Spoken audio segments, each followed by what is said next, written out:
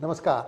Hello and welcome to PGurus channel. I'm your host Sree Iyer. Joining me for a face-to-face conversation with me today is Lieutenant General Ravi Shankar. General Ravi Shankar, namaskar and welcome to PGurus channel. Namaskar and thanks a lot, Mr. Sree Iyer. It's a nice thing to interact with you face to face.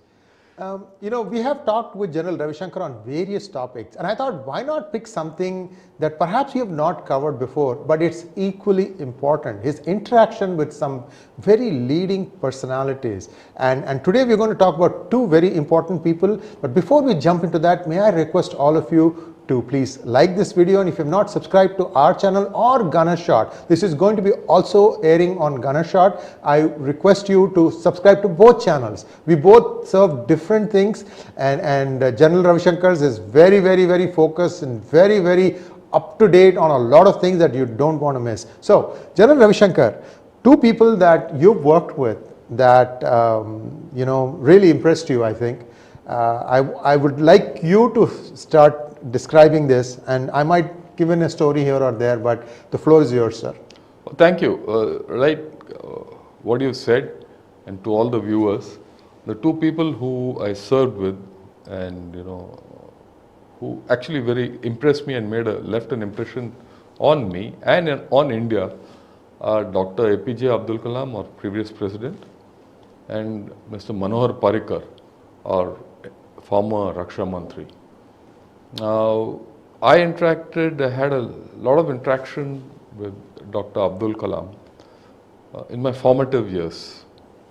That was a time in around 1998 to 1990 when I was posted in DRDL as the army member on Project Prithvi. I was there. That was the time when the first Prithvi was fired and all that. The integrated guided missile development program had come in. And in those days, Dr. Abdul Kalam was my director of DRDL. And my project director was a very illustrious man called Lieutenant General 𝗣𝗽𝗍𝘆. He's still alive, 91. And he keeps talking to me once in a while about what I'm doing with the Ramjet projectile. And then, of course, Dr. 𝗣𝗽𝗍𝘆, who was my deputy project director, who's today member of the 𝗒𝑖 Aayog. But I'll stick to Dr. Abdul Kalam. It was 88 when I got posted to DRDL, young major, full of beans. I landed up in this environment where it was only civilians. And so I had to switch into civilian gear. So I shed my uniform for that time. And I started interacting with him.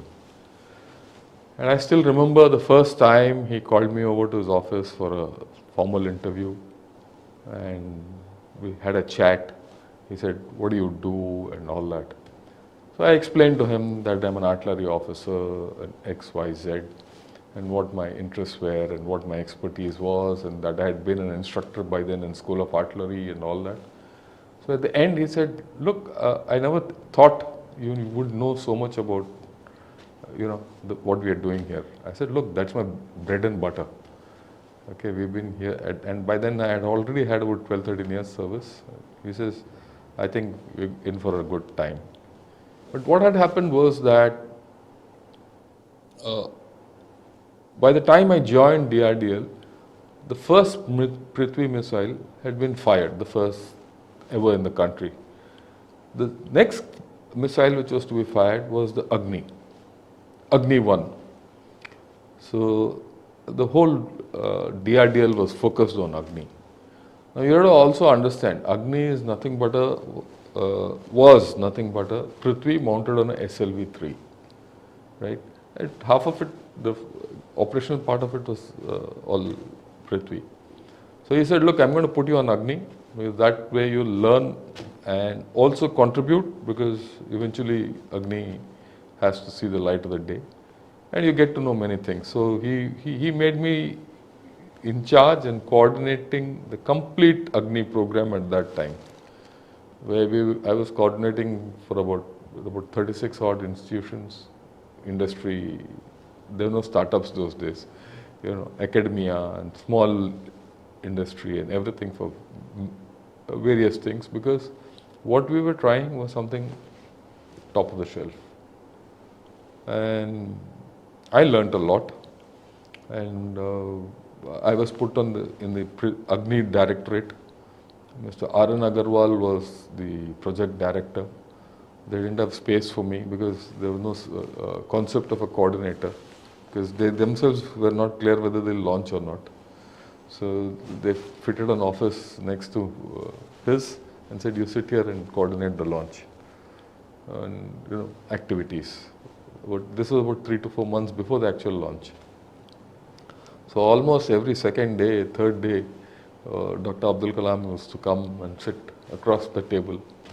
It was a sparse table where we didn't have even water to drink, but that was not the problem. But we used to sit and talk, what happened, what's not going on, what's everything. And then in the course of that, he used to ask me. Slowly he got to know me better. And then he came to know that I was preparing for the Defence Services Staff College.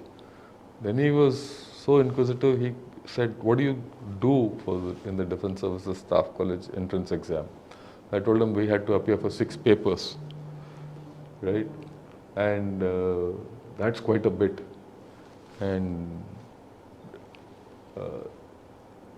he took a lot of interest in what I was doing.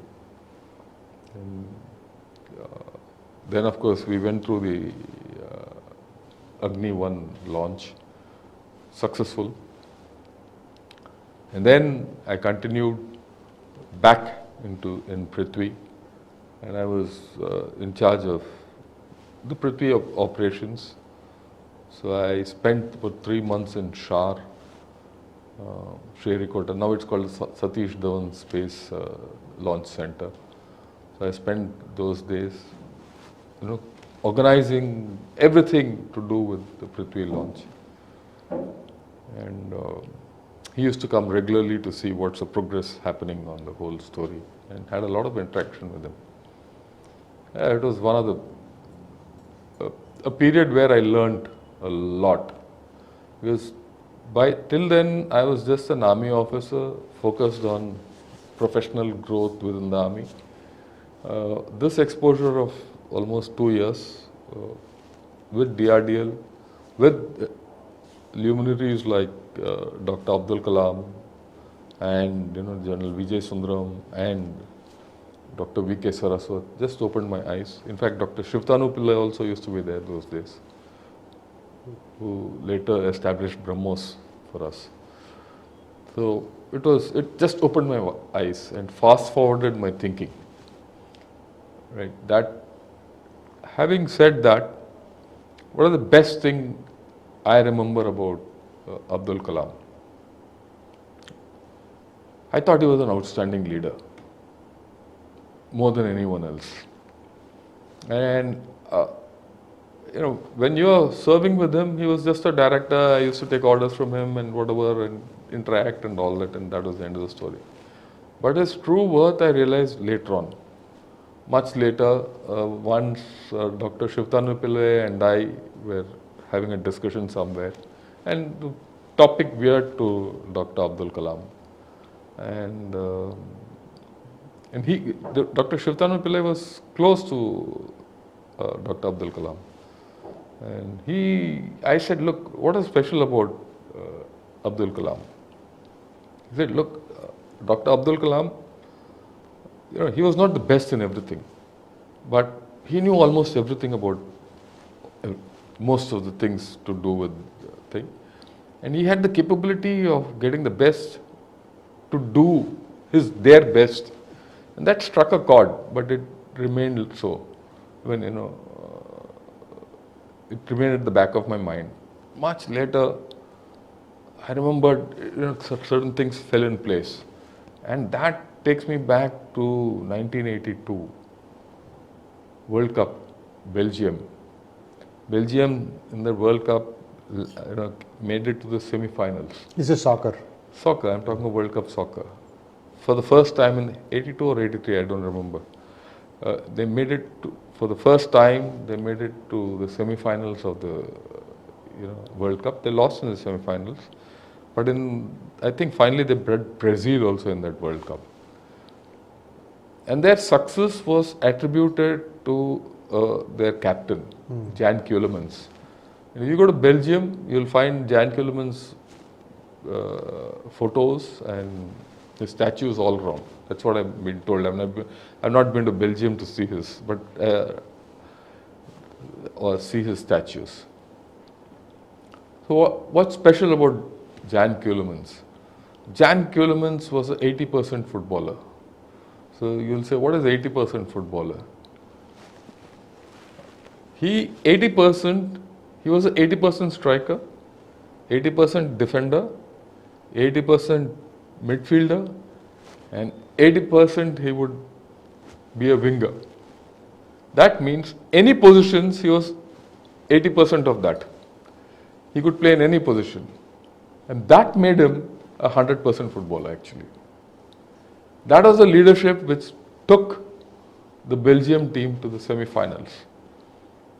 And when Dr 𝗖𝙯𝘀𝗍𝘖 told me about that, the first thing which came to my mind was Dr. Abdul Kalam is that 80% man. He knew 80% of propulsion, he knew 80% of navigation, he knew 80% of airframe, structures, everything. But he was not the best at it. But he could get the person who was best at it, talk to him and take him to his best, and then stitch everything up together to make success for the nation. And that was something which I learned in leadership. You should not be the best at everything. You should have the capability of making people be the best at their job. And you should have sufficient knowledge about their jobs so that you make meaning out of it. And that was something fantastic. Of course, like a good army officer, after that tenure, I really didn't keep up with him because he went places, he was far elder, I had my career, all that. And then the last time I met him was when he came to address the National Defence College. I was doing the course out there. My wife and I met him and reminded him of our interaction. But then I think by then the thing had faded from him. But he did remember towards the end. He said, yeah, I remember sitting across your table and talking to you. So that was my interaction with Dr. Abdul Kalam. I thought he was a fantastic man. Viewers, one of the things you need to remember is India was under sanctions of many kinds during the time India was designing all these things. I was in India, sir, from 89 to 90, and I was in Hyderabad. And I was just there because my wife was waiting for a green card. It was taking about 2 years at that time. Then why not spend 1 year here? So I was in Hyderabad. And I was still an Indian citizen at that point of time. And the DRDL, DMRL, all these people, they had bought some things from the United States or West, but there was a G7 sanctions. And anything they wanted to do with all these things, they couldn't do it. So I could go to any lab there and they'll say, I have these problems. You have worked in the US for a few years. Do you think you can take a crack at it? I had no clue some of the problems, but some I did have a clue. And what I would do was to, like for example, I'll give you, there would be a German CNC machine and there would be an American DEC computer. And between the two, there used to be a software that somebody used to sell so that the data control could be done. And that software was not allowed. Now, the engineers had everything, but they couldn't operate them in the way they were supposed to operate. So I figured out a way, in my own 𝗤𝙑𝙤 way. I said, you do this, there are a couple of manual steps, you will get this output, you have to copy paste this into this program, and then you put it on this computer and you let it run. And it did the same thing. Of course, if the software would have been more automatic. So I could do things like this. So I know the kind of buzz that was there in DRDO because this is like 89 to 90. I know the buzz. So what makes it so special is SLV1, SLV2, if I remember correct, those were failures. Also remember viewers, I've said this before also, putting a space, something on space is easier than launching it into space. That is something else. Satellite launch vehicle, which is a full form for SLV, that requires you to understand a lot more things. India had space stations, but to launch it there, that was the hard part, because that gave rise to all these other things. And we have to remember, much of that was done indigenously. India did not depend on anybody else. And these are all little things that go up, and then suddenly you see that India is exploding its own nuclear bomb in 1998. All these things are all self-made. India has made a lot of things. People can look at it and be leery, so oh no, but India has figured out a lot of things. That's why today ISRO is a force to reckon with. I just wanted to add that perspective. No, I understand what you're saying. Look, there are certain fundamental technologies which no one gave us. No one gave us this missile technology. This is completely indigenous. A complete space technology, which what it is today, is indigenous. Third is your atomic energy, right? We got initial help from a lot of people. We got a lot of other things from many people, but the fundamental technologies which we had to crack.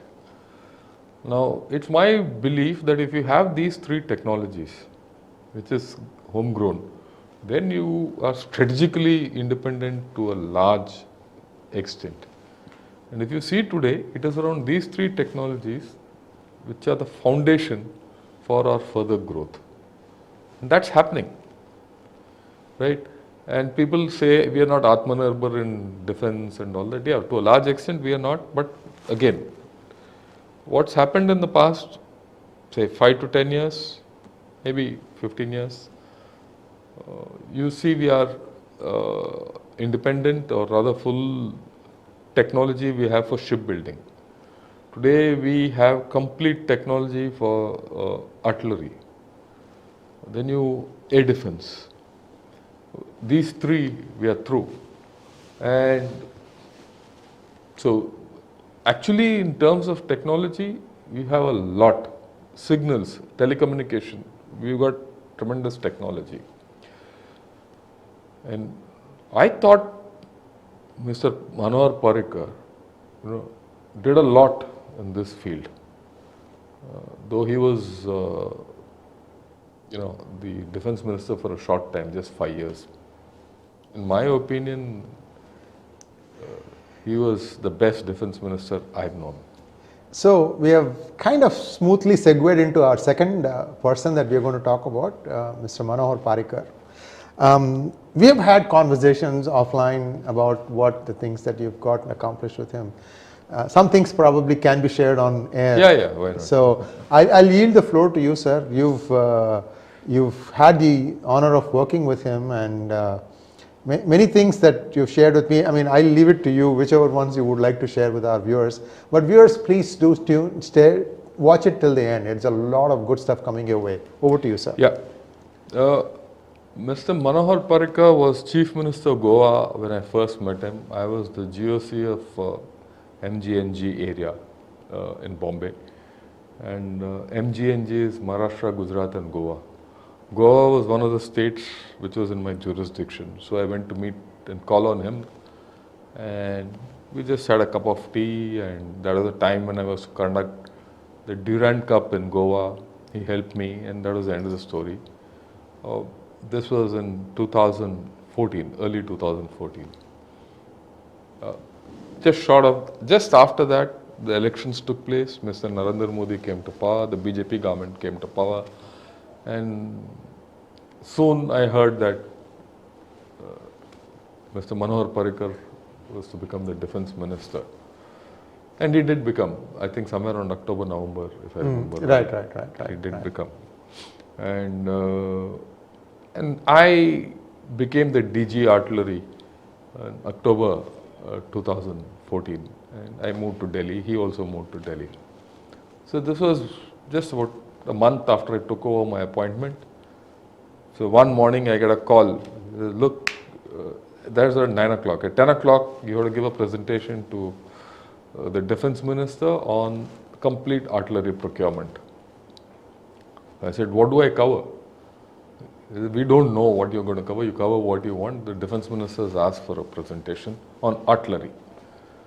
So I said, okay, we'll go. So I went, gave this presentation. The vice chief was there, deputy chief was there, and everyone was there, and defense secretary, and everyone, of course, we were all under him in any case as Raksha Mantri. So one of the first things he said, I'm very serious about artillery, and I think, we should have good artillery in India. I said, yes, there's no doubt about it. And then, of course, he also made him think, look, till now, it's been 30 years since we got Bofors. We've not got a new gun. I said, yes, I agree with you. What are you doing about it? You're DG Artillery. You've just taken over. I said, okay, let's start. I just had one slide with me, and I put it on. I said, this gives the complete picture of artillery, what the procurements at this point of time are, and what our efforts are for development and indigenization of artillery and everything. He said, okay, let me hear. Others were trying to say something. He says, no, let the DGRT speak. Let him speak. He is the senior most artillery officer, isn't it? Let him speak. So after that, no one spoke. It was one-to-one between him and I. I gave my views out, everything. He heard. And after that, he said, you've given me 7 programs for guns. How much tenure do you have? I said, 2 years. He said, yeah, 2 years is good. In 2 years, what will you achieve? I said, I'll achieve the first 4. Are you sure? I said, yeah, I'm pretty sure, but I need your help and I need everyone's help. I can't do it alone. He said, yeah, that's given. And then what? I said, more than the guns, I'm interested in ammunition, because India at that time, we were short of ammunition. He said, yeah, whatever it takes to make good that ammunition, we do that. And he said, okay, fine, I'm very clear about the whole thing, but I'm very also clear that for me, artillery is prime for defense of the nation. I mean, I just kept quiet because he was making a statement of fact. And then he turned to the vice chief and said, I want the DGRT to brief me every week. You will come and brief me. And I said, fine, no problems. He says, no, week might be too early, too fast, every month. For every month, you will come and personally brief me. I said, no problems. So he said, the first briefing will start after a week. I said, okay, I'll come go to you. So I went to him. A week later, that same slide which I showed him on one sheet of paper with him, only one column added, progress since the last talk. So I put down progress since the last talk, gave it to him. I said, sir, this is what I showed you. This is the progress which has happened. And I need A, B, C points to be done. And I need your help for it. Leave it to me. So he passed orders. Before the end of the day, all people were there. Yo, give me this file. Yeah, what are you told the defense minister? This has to be done, that has to be done. And everything started moving. And then it became a regular feature. I would get a call between the first, second, third of the month. His secretary used to call me early in the morning. He says, sir, defense minister wants you to meet him.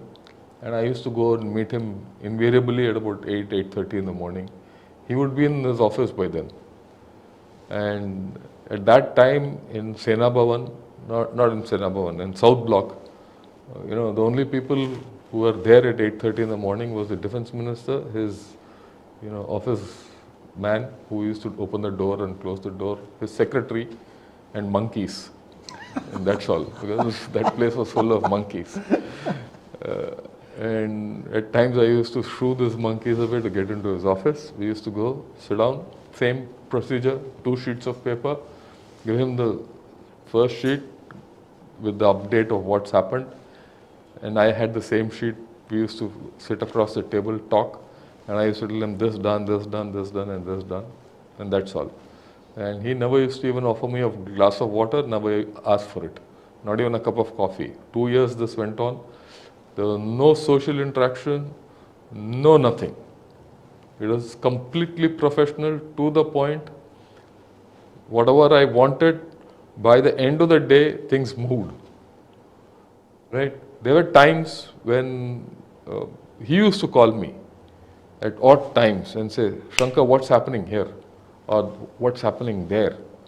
And what happened to that particular case? Where is it? I heard it's getting into some problem. So he was at it. And I used to, after some time we did become a little easy with each other. Then he would say, look, I'm speaking to you today from 𝗤𝙗𝑆ree. I saw this firing here and I wanted your view about it and things like that.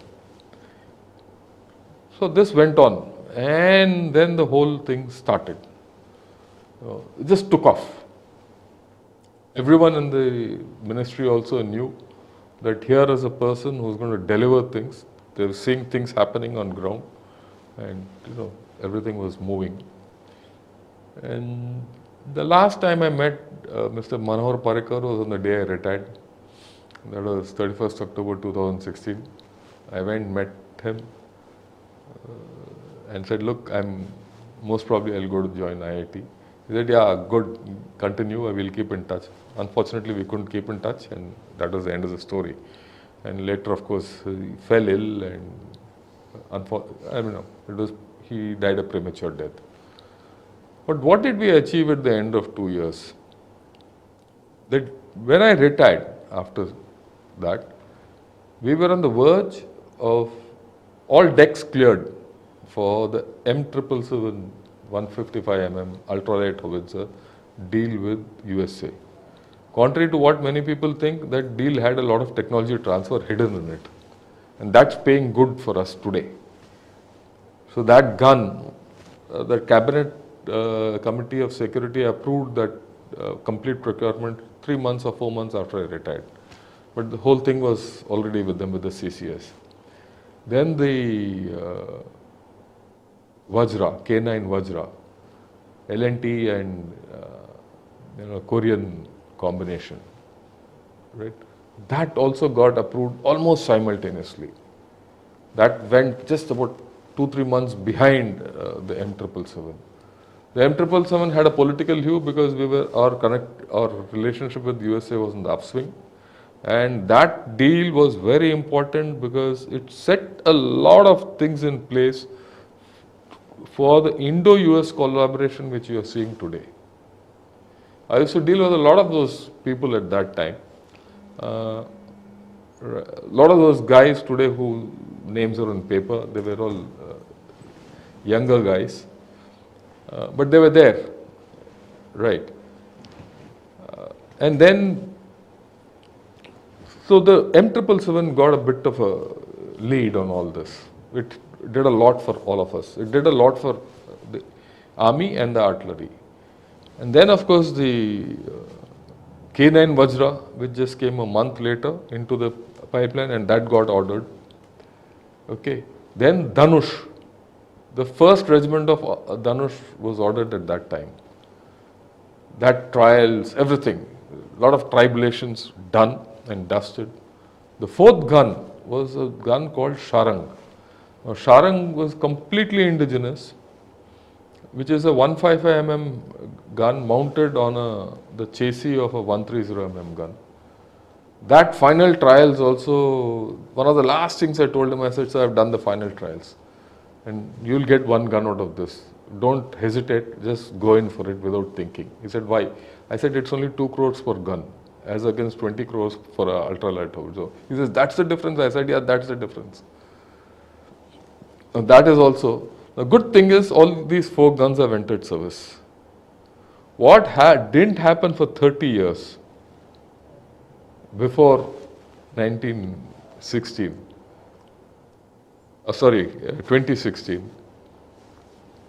between 2014 and 2016, when Manohar Parrikar was the defense minister, he enabled it to happen. I mean, without him, let me be very clear, this wouldn't have gone through. Okay, so that went through. Even more important, Pinaka rockets. That was under a lot of problems. So one day again, in one of those interactions, I told him, I said, sir, everyone is giving me why this thing can't be done. I'll tell you why it can be done, why it should be done. He said, no, don't have to tell me why we need Pinaka rockets. We need rockets, we need long range rockets, there's no two ways about it. Tell me how. I said, this is the way. And he made that way. And let me tell you, he gave some out-of-the-box solutions in the next meeting of the Defence Acquisition Council. Today we are reaping the benefits. He also paved the way. He said, I have a method. I told him, look, I'm going to do something to extend the range of Pinakas. He says, do what you want. By then he was fully confident of what I would do. He said, you do what you want, just carry on. So I went to Hyderabad, met the director of RCI at that time, that's the present SA to RM, Dr Satish Reddy. We sat together, put in a guidance package for the Pinaka. And within 1 year, even before the project was ordered, we were firing that Pinaka. I mean, that was something fantastic. It just tells us that if India has to do a thing, it will do. And if you have the right kind of people at a thing, you can do it. So this was a combined effort of Dr Parrikar, Mr. Manohar Parrikar, Dr Satish Reddy and self. We put that through. Today, you have the technology, you have already 10 regiments of Pinaka in service. So, rockets. The third important thing, and I think that's critical, was ammunition. You know, you have to understand this. In 2014, I remember an article in Hindu which said the Indian artillery is an artillery in search of guns without ammunition. That was the headlines. Okay. So I said, look, this is a pretty bad thing to happen. How can India be without ammunition? Because if you don't have ammunition, you can't fight a war. So we worked on it. Then of course, I gave a plan out. At that time, our ammunition levels were low. We had problems in fuses, we had problems in propellants, we had problems in shells and certain other ammunition. So I gave him a plan. He said, just carry on. And whenever there was a bottleneck, I would tell him and he would step in and he would move and things would happen. And I had a tremendous working relationship with him. By the time I retired, things started turning around and they were visible. In fact, they were so visible that around August-September 2016, if you remember, August, when was the Balakot strikes? Yeah, 2019 I thought. Balakot was in... Uri was 2016. 2016, yeah. September. September. September 2016, we went in across for those first surgical strikes. Yes. When we carried out the first surgical strike, there was a situation where it was likely that we could get some reaction from Pakistan. So we took stock of the artillery ammunition. I remember still then the chief and the DGMO and everyone worried, will we have adequate ammunition? Because the thinking was that we didn't have adequate ammunition. But we had worked. We found that we had enough and more was in the pipeline. To the extent, I remember telling late General Bipin Rawat, he was the vice chief and I had known him well. And in fact, we had done high command together, we had done a few postings also together.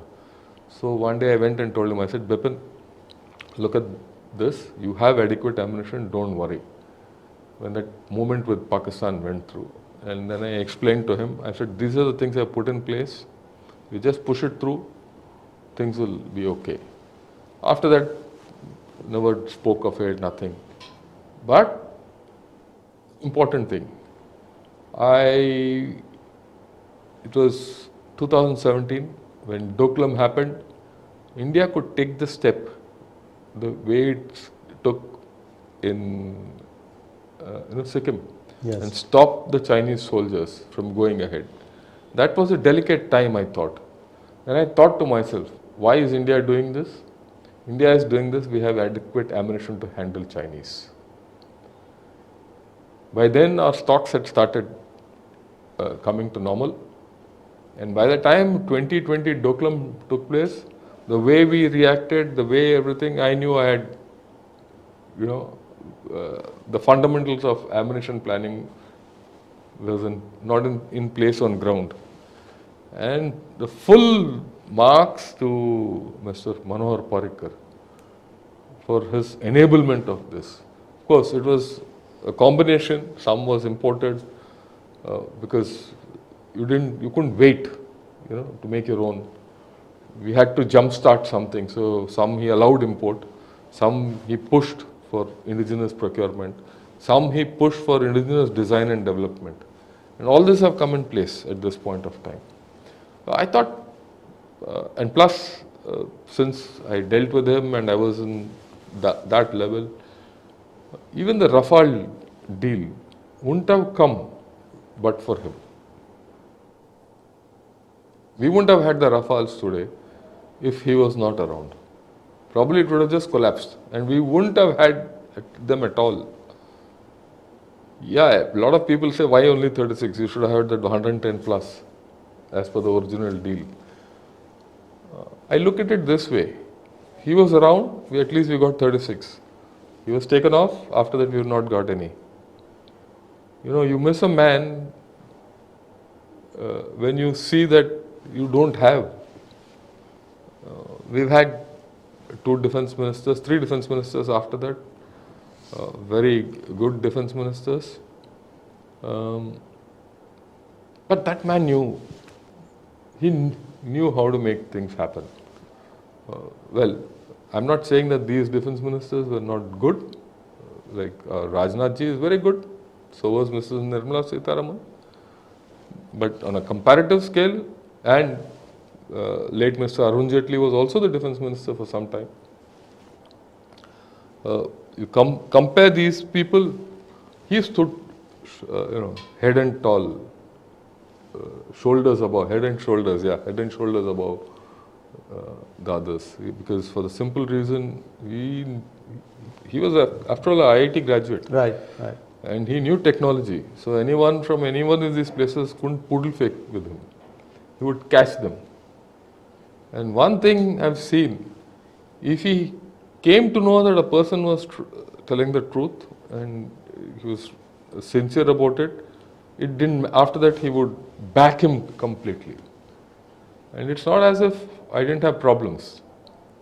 See, the Ministry of Defense and this whole business of defense planning and acquisition and procurement and development is a bit of a snake pit. You could get bitten anywhere if you put your hand into it. So I had my tribulations there, severe tribulations. Like people were gunning for me, a lot of letters, all that. So I used to tell him, look, today this letter has come against me and this is what it is. Right? This is the thing. And after that, you take a call. And he used to say, okay, I'll take a call. Don't worry, you leave it to me. And under other conditions, probably I would have been sacked. But with him, because he was confident that I will deliver, things happened well. So, and also the fact that I remember I had a lot of projects going simultaneously. 7 projects, major gun projects, and ammunition and rockets and missiles and BrahMos, everything. So I remember one person saying, look, Shankar, why are you handling so many projects simultaneously? Because the tendency till then was one big project was great, So that itself was high risk. I said, look, it's very simple. You have to do it for the nation. He said, look, if you try so much, your head will get cut. I said, I have only one head. It can get cut only once. The second time won't happen. Right? Either I succeed or I go. It doesn't matter. And thanks to Mr. Manohar Parrikar and his backing, we succeeded. End of story. Viewers, what you saw was, how India grows. It depends upon a few good men, and that is a very important takeaway here. Also, many of you will comment on PGurus videos in a well-intentioned way. Why aren't we going and striking Pakistan back for something that they do across the border here? There's a lot of planning that goes into it, because you need to not only plan for your retribution, but the counter retribution that's going to come. You have to be prepared for that, 4 or 5 steps. Unless you do all that, you can't just jump in. Some do it, and then they hope to somehow avoid the backlash, but they're not very successful. So I hope you all watched it till the end. There is a tendency to flip across. There are a lot of life lessons that you can get from this. And combine this with yesterday's address that Annamalai gave about the impact of artificial intelligence in IIT Madras. There's a message here. The ministers going forward for India have to be very, very good. Just because you happen to be a political leader doesn't entitle you to become a minister, because a good person at a good spot can create wonders, work miracles. That's the takeaway here. General Ravi Shankar, I don't know, it was a fascinating conversation. I love to listen to all the things that you've shared with our viewers, and hopefully this will encourage them to go and listen to Ganesh. By the way, sir, I listen to many of the conversations and I listen end to end. Okay. I'm not one of those fast forward guys. I make time and then I listen to it, because there is so much information, and if you are really serious, sometimes I even go back to understand what you said, to try to make sense of it. That is what it is. You need to, at my age I can do it. Some of you are half, maybe even less than that of my age. No excuses. That is how you become good at what you do. Thank you once again, General Ravi Shankar. Welcome. And viewers, like, share and subscribe to our channel. Don't forget to click on the bell button for notifications. Namaskar.